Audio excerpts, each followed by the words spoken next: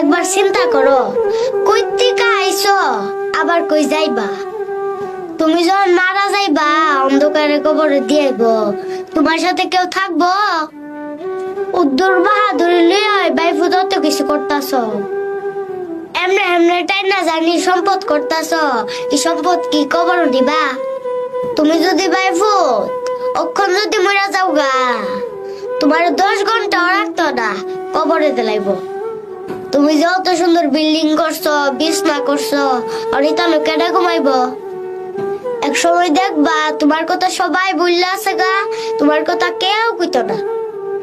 কিছু মানুষ তোমার স্মরণ করব, যে লোকটি দে তুমি উপকার কইরা গেছো, এই লোকটি তোমার স্মরণ করব। বাইফুত, আমি ছোট মানুষ, এই কথাটি কইতাছি, এই কথাটি কিন্তু আমার দাদি কইয়া গেছে।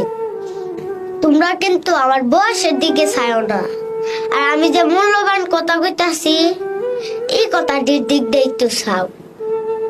আমি তো ভিডিও বানাই তোমরা সুন্দর পথ দেখাইবার লেগা, কিন্তু এইটা মনে রাখো তোমরা যেরকম আমি পরামর্শ দই, আর আল্লাহ যদি আমার বাঁচাই রাখে আমি ওইভাবে চলো। যাক, সবাই লেগে আমি দোয়া করি, আমার লেগেও সবাই দোয়া করবেন। সবাই ভালো থাকবেন। আসসালামু আলাইকুম।